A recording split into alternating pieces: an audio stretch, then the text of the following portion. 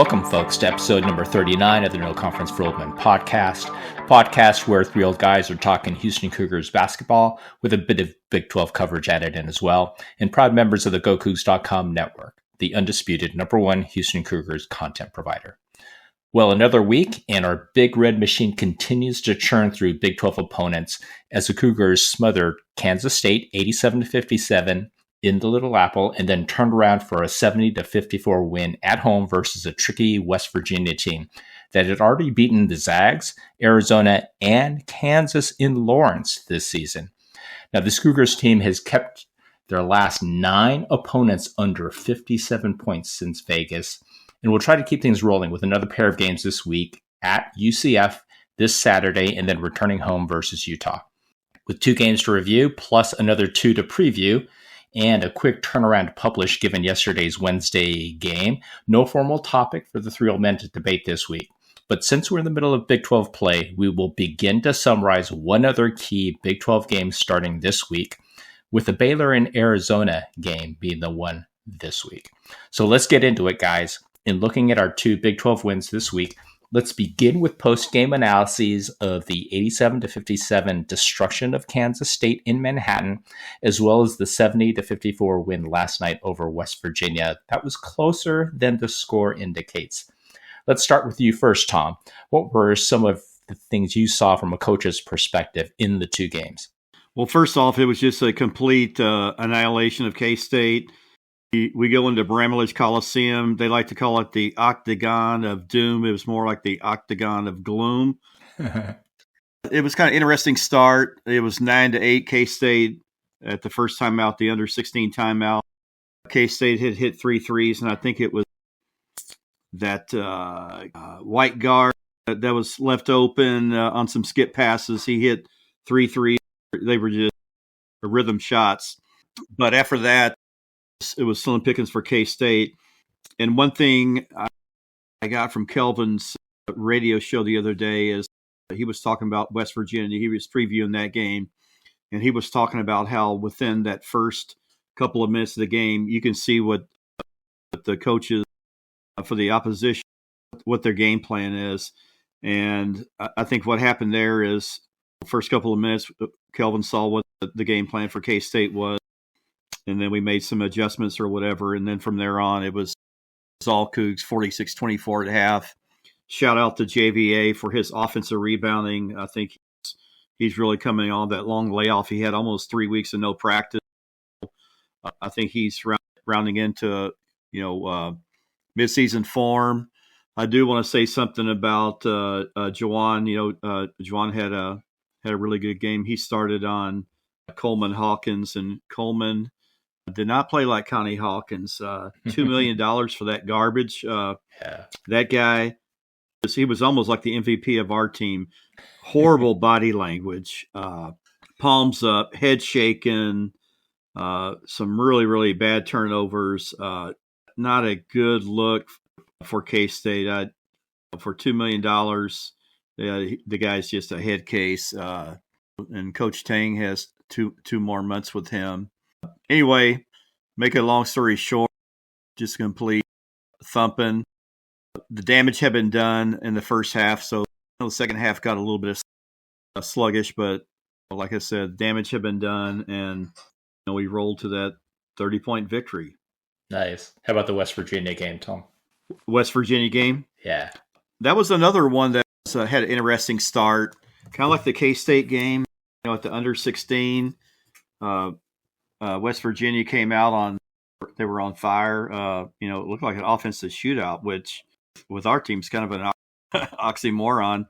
But for every shot that West Virginia hit, Juwan came back and hit one. And then, like Kelvin had said in that radio show, it must have been a situation where they came out, Kelvin sees what West Virginia's game plan is going to be, and he makes the proper adjustments on defense, and then we shut them down. You got to give West Virginia a lot of credit. Those guys play hard. That 16-point, the end of the game, a 16-point win for the Cougs, but it didn't feel like a 16-point win. It was, there's some situations in the game. They cut it to 3. We I think we had a 13 or 14 point lead. They cut it to 3, and then I think LJ came in and hit like 3 threes right in a row. Those were huge for LJ to come in there and stop the bleeding. But yeah, great win for the Cougs. Held them to 54. Another game that we held opponents under, Steve, 57. And they were talking about this historical run for U of H basketball going back to like 1947. Well, back then they shot 2-hand set shots, and I think there were still laces on the ball. So, there's no comparison. This is historical. It's doing it against Big 12 competition, doing it against some excellent coaches. But a great win for the Cougs. Definitely a crazy. All I can say. Another sound. It just seems like this team is consistent.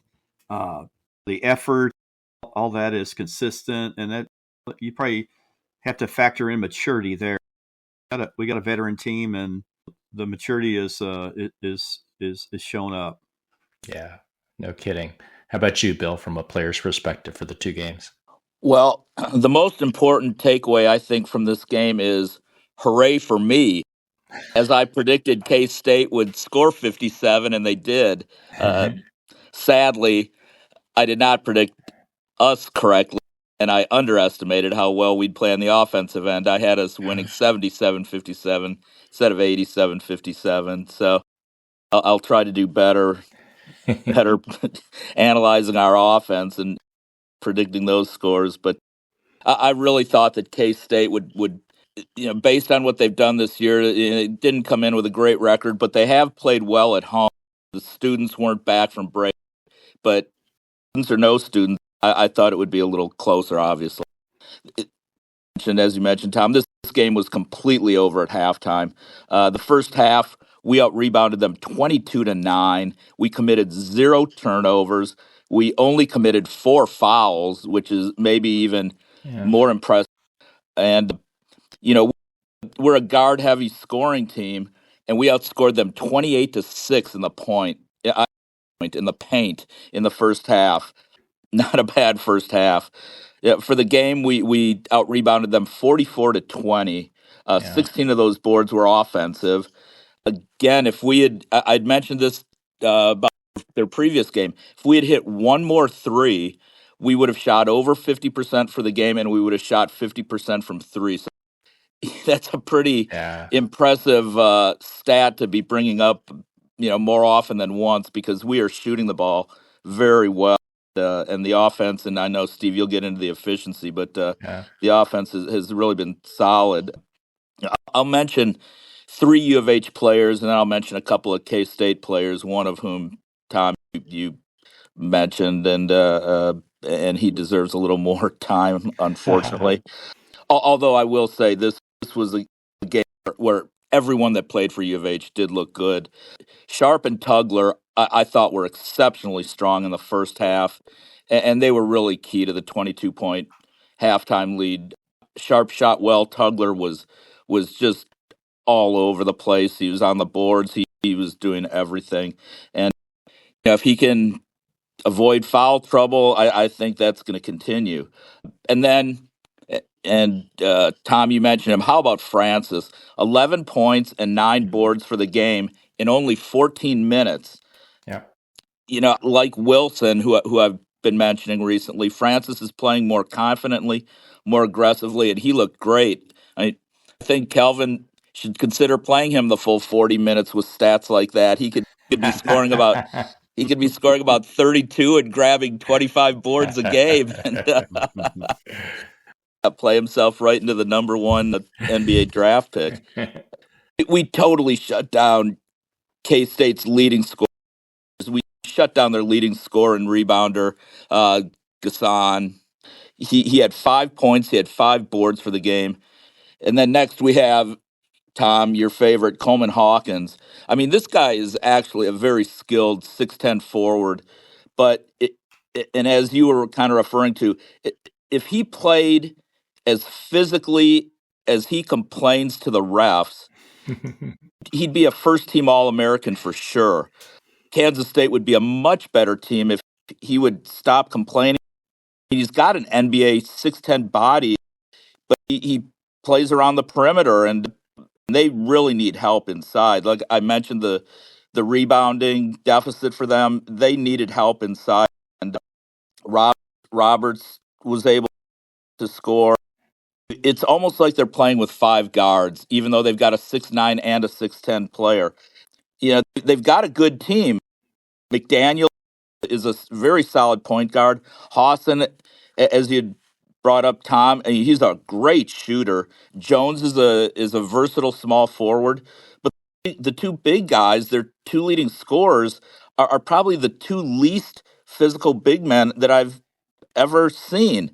And without any physical presence inside, they're going to continue to struggle, and they're going to get crushed just like they did against us.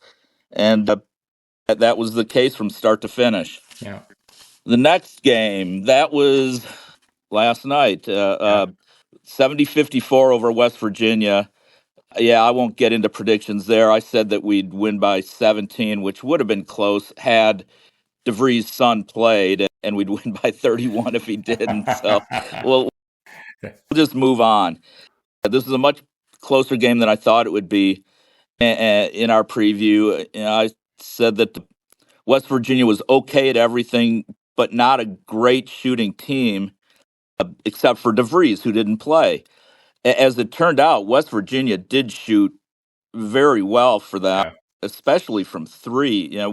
We got up a number of times and looked like we were going to blow things open, and it was 3-pointers that they were hitting that brought them back into it. Got them back to within three in the second half, and that they shot much better than they have throughout the season, and much better than I thought that they would.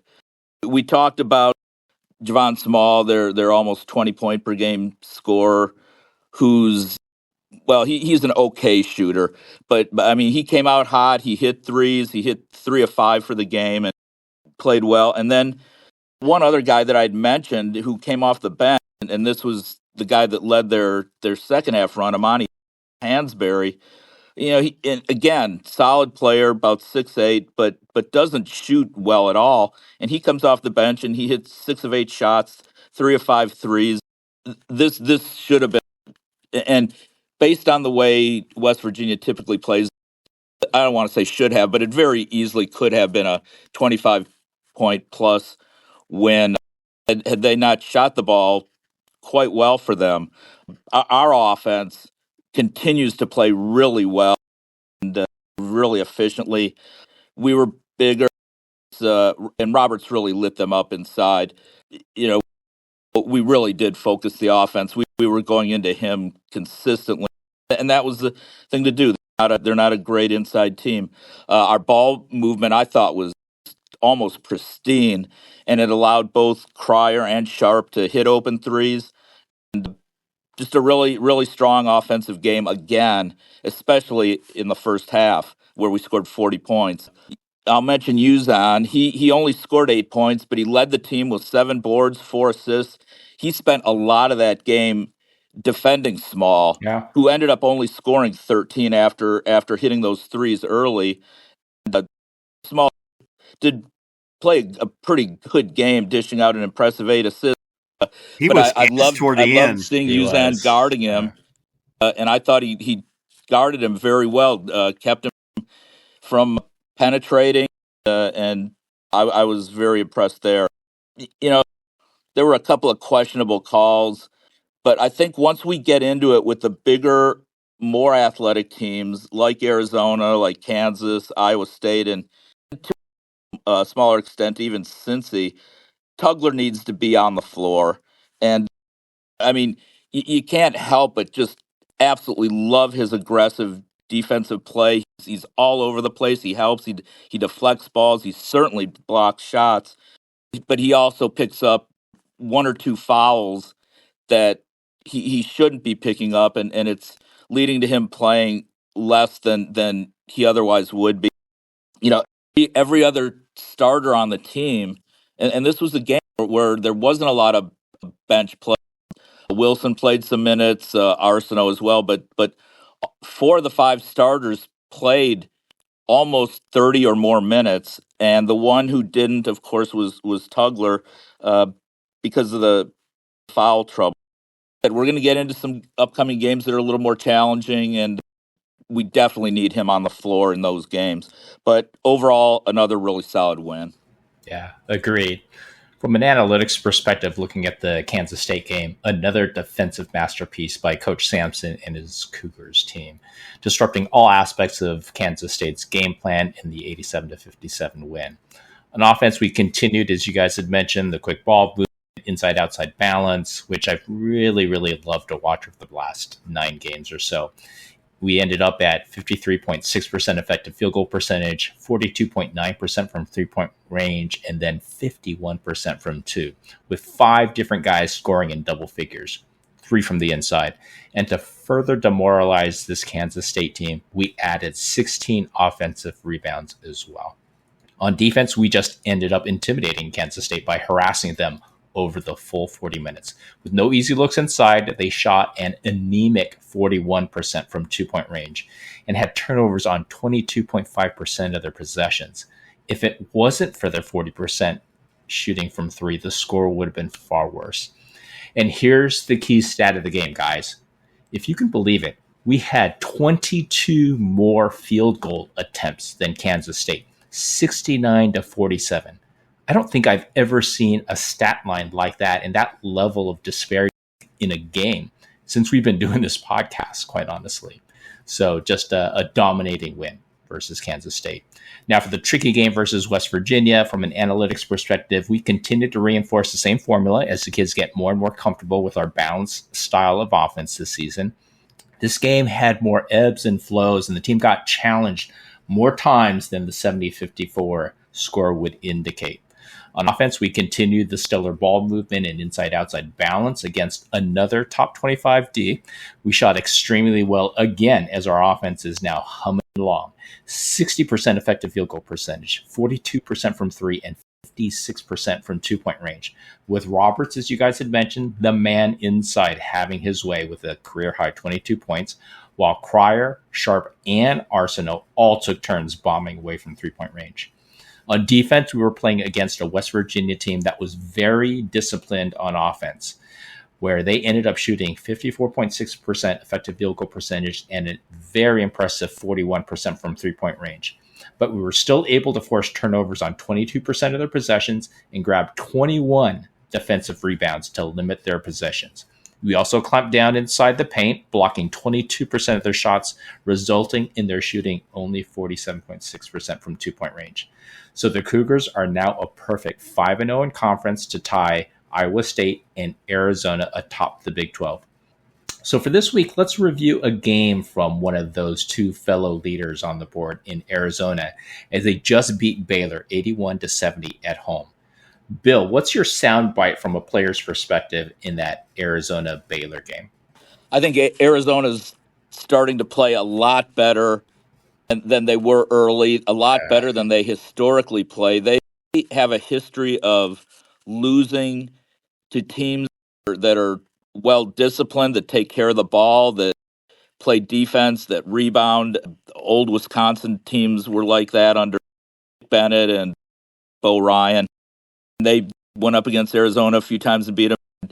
And we played them when they were a 1 seed a few years ago in the tournament, and we just annihilated them. So that's who they've struggled against.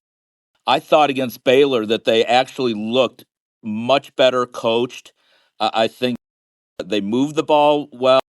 They hit the boards. They didn't stand around and watch.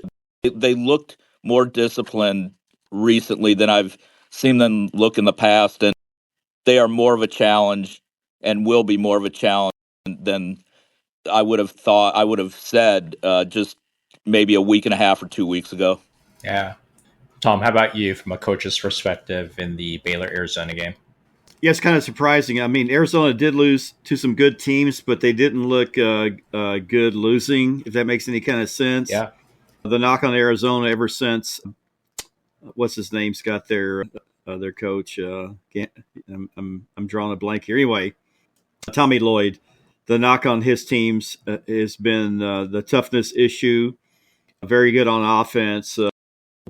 here's this term again, pretty offense, but just kind of soft in the toughness areas. Last few years under Lloyd, they just like beat the crap out of tomato cans in the non-conference, and then when it gets to the nitty-gritty and they start playing some really, really tough teams like us and Iowa State, then the toughness issue comes up. But 42-19 at halftime, I think they discovered defense, which can be kind of scary because we know how good of an offensive team Arizona can be under Coach Lloyd. Yeah. This was two Big 12 contenders and top 20 KenPom teams lacing it up for a fight. Granted, Baylor was without two key players for this game.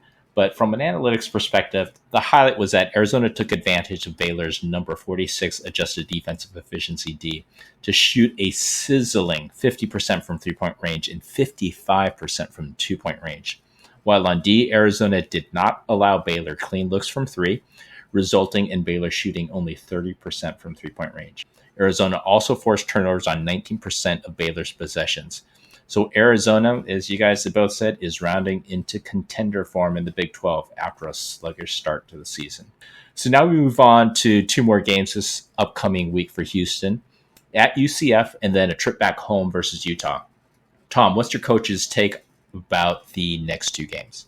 UCF will be on the road. I think that's an 11 a.m. game on Saturday morning. Frankly, UCF, they just still remind me of an American Athletic Conference team. Kind of like the talent personnel on their roster. And, they did so-so in the American, and then now they jump to the Big 12, and it's tougher competition. They're quite capable of stringing an upset because somebody once said there's no upsets at home. But with our maturity, I think we take care of things against UCF. And the Utah game, let me go ahead with that one, Steve. Yeah, go ahead. Utah game.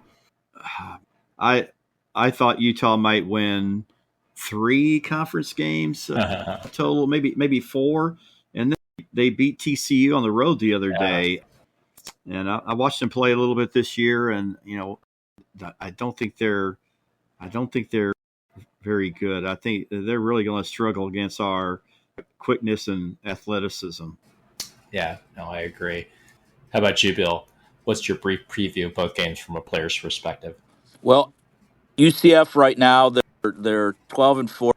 They are over 500 in the conference. Yep. They're 3-2. They're a okay team offensively. They're an okay team defensively. They're not. They're an okay team in terms of protecting the ball. They're not great. They're not terrible at anything. When we made our early season predictions, the conference predictions, I was one that thought that UCF would be a bit more of a surprise in the Big 12, and it looked great following their opening game where they beat A&M. Yeah. Currently, they're still looking okay. I mean, 12-4, 3-2 is fine right decent. Now, but you play a lot of week 9 conference. They were crushed at home by 51, and this would have been a revenge game after they beat Kansas at home last year, but Kansas beat them by 51 at UCF, and they recently lost by 8 at Arizona, who we know is playing well. But UCF has also won at Tech, and then they won by a point at Colorado, and they won easily at Arizona State. So inconsistent. They're looking okay right now. But we'll see. They have us on Saturday, and then they go to Ames on Monday. So these 2 games in 3-day trips that you're talking about, Steve, this is as brutal a 2-game stretch as there could possibly be. So I'm anticipating a 12-4, 3-2 in conference. UCF to after Monday, they will be 12-6, 3-4 in the conference. The main guy to focus on, and all 3 are very good, are their 2 starting guards and their small forward. Small forward is their leading scorer, Keyshawn Hall, 6'7", kind of a swing man. He can handle the ball. He's averaging 17.5 points, 6.5 boards, 43.5% from the field, and 35% from three. He's a transfer from George Mason. He's one to keep an eye on for sure. Darius Johnson, he's back from last year, 6'1" point guard, 15 points, 4 boards, 3 steals, 3 turnovers, 4 assists a game, 42% from both the field and from three. Jordan Ivy Curry's a 6'3" shooting guard. He's from Lamar, player that's from here. 14.5 points. He's shooting just under 40% from the field and only hits a third of his threes. So he's a scorer, but he's not a shooter. 2 players that may or may not play in this game, I might not otherwise bring them up, but they've got a 7'2" freshman who's projected to be an NBA player named Mustafa Thiam. He's from Senegal. He averages 7.5 points, 5 boards, but 2.5 blocks. He's also attempted 15 threes this year. He's hit 4 of them. He missed the ASU game with an injury, but I've read that he fully expects to play against U of H, but we'll stay tuned on that one. The other player is their best returning player, 6'4" shooting guard named Jalen Sellers. He averaged about 14 points for them last year. He's their best player, but he has been injury plagued for the past couple of years, and he's missed numerous games this year with a back injury. He's only played in 3 games, and he is on track to be back for U of H. He is a phenomenal shooter. This is a versatile team. They can score, especially from the perimeter and especially if they're healthy. Unfortunately for them, we defend the perimeter. We will likely force a number of turnovers. Logically, it appears that Cryer will be playing against the point guard Johnson. Sharp will be on Curry, and that'll allow him to, I think, help quite a bit. And then Uzan, I imagine, will be on their 6'7" small forward and leading scorer Hall, and I like that matchup. At the same time, they're an okay defensive team, but I think we're going to score more easily in this game than we have in previous games. And, what makes UCF intriguing are obviously the 2 players that have been hurt. If they're back, this could be quite a bit more of a challenge. If they're out, it's a blowout. And I'm just going to go ahead and make one prediction. I say we win 85-66. So okay. 19 points. Utah, we're at home against Utah on Tuesday. Currently, they are 10-6 overall. They're 2-3 in the conference. Again, they're not great. They're not bad. They're somewhere kind of in the middle, I think. Yeah, they are. Steve, you'll be able to touch on this more in terms of the Ken Pom numbers. In conference, they lost their first 3 games, and they lost big. They lost by 25 at Baylor, 28 versus Tech at home against Tech, 23 at Iowa State. All good teams. They beat the bottom feeders. Oklahoma State, they beat them by 21. And they just, as you mentioned, Tom, last night they surprised a lot of people, including me, by winning at TCU by 8. They do have BYU prior to us, and they should probably lose. BYU can be up and down, so you never know. But Utah's probably going to come in on a bit of a losing streak. Craig Smith's their coach, and in my opinion, he's been a bit of an underachiever at Utah. We had a tight game with them last year, which many of you will remember, and they should have been an NCAA tournament team. They were deep. They had a lot of good shooters. They had big men who were versatile, and as it turns out, they only made it to the NIT and lost in the semis. They're not nearly as good this year. I just said a second ago Utah is a good shooting team, but actually they're okay. Yeah. And I think against a solid, or in this case, a great defensive team that's athletic, they are going to struggle to get off shots. Their best player is Gabe Madsen. He's back from last year. He played well against us last year. He's 6'6" shooting guard. He's averaging 16.2 points a game. He's only playing 28 minutes, and I'll get to that in a minute. He's their best player, but nothing statistically this year that really stands out. Shooting, assists, nothing particularly strong, but he is leading them in scoring. His twin brother, Mason, 6'4" guard, he transferred in. He's played 2 years at Cincy and then 2 at BC. He transferred in 6'4". He's averaging 10 points in 20 minutes a game. Again, the minute. He shoots 42.5% from three, so he's a good shooter. He's also missed the last 4 games with a hip injury, but barring a relapse, he should be fine when he plays against us. So assume that he will play. The other 2 that I'll mention, Lawson Levering, he played a lot for them last year. Transfer from Colorado, 7'1" center, 10 points this year a game, 5 boards, 3 assists. The overwhelming majority of his scoring will be inside.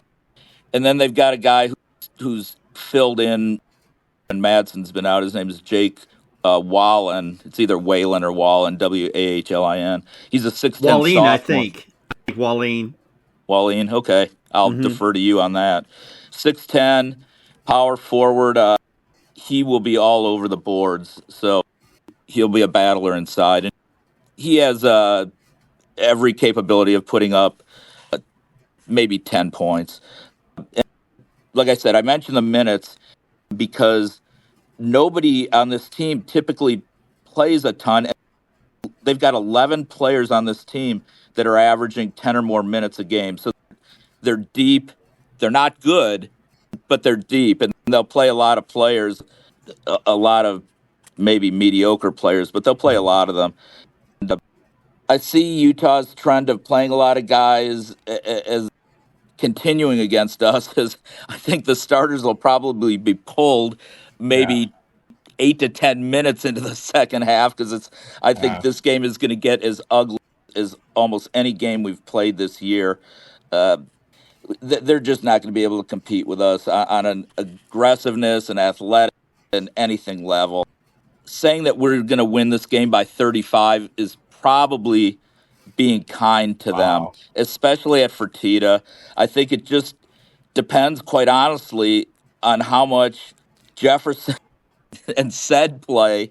If they're playing by the 10-minute mark of the second half, who knows? Maybe it could be a little. I think Mercy's going to see a lot of time in this game. It certainly sets up for that, and I have us winning 88-48.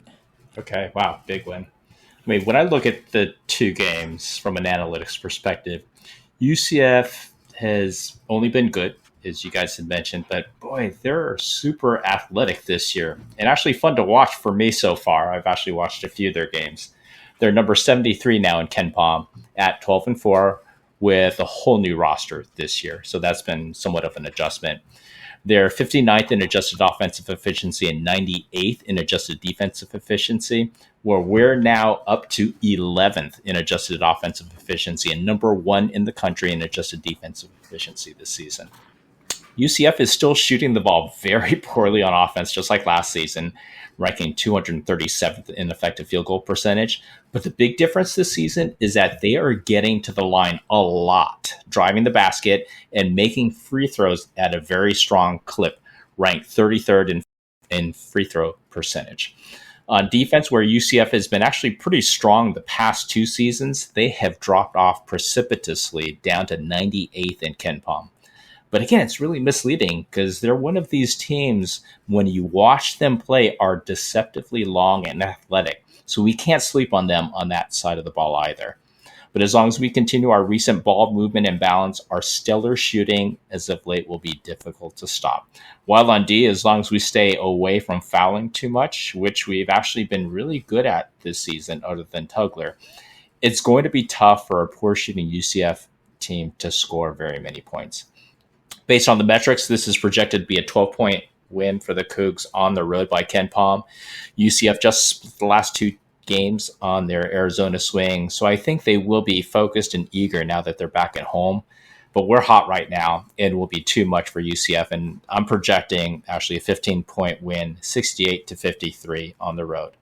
And then for Utah, they're not as good as last season, coming at 71st in KenPom, so roughly in the same range as UCF. But I would argue far less upside on this roster versus UCF when you do a comparison. Utah is 72nd in adjusted offensive efficiency and 76th in adjusted defensive efficiency. So they're balanced in terms of that good team overall. Utah is a very good shooting team actually on offense, ranking 47th in effective field goal percentage, and especially good from 2-point range, where they're ranked 40th in KenPom, hitting our threshold of being excellent. But everything else is just middling. And then on D, this is where Utah challenges every shot, ranking 34th in effective field goal percentage D, and are particularly great at defending inside the arc, ranking 19th in 2-point percentage D in KenPom. So expect us to rely more on the 3-point shot in this game. I believe that will make it tough for Utah with our D, especially from 2-point range with our number one shot blocking bigs inside the paint. On offense, Utah doesn't have the horses to stay with our guards from 3-point range. So, if you look at the metrics, this is projected to be a 19-point win for the Cougs at home by KenPom. And Utah's won 2 in a row, but I think the matchup with us is just not a good one for them. So I've projected a 78-55, 23-point win at home. So that's it for our slightly more abbreviated 39th episode of the No Conference for Old Men podcast. Hope you all enjoyed it. And again, would really appreciate it if folks would follow, subscribe, or collect our podcast, depending on your podcast platform of choice. We are also available via the Republic of Football podcast feed from the folks at Dave Campbell's Texas Football as the only basketball-centric podcast, or at GoCoogs.com website for those that prefer to digest the content that way. We appreciate the continued support from all. Also, please give us a follow on our Twitter account, No Conference for Old Men. Thank you all again for listening, and be on the lookout next week to download and listen as our next episode drops. Take care, everyone.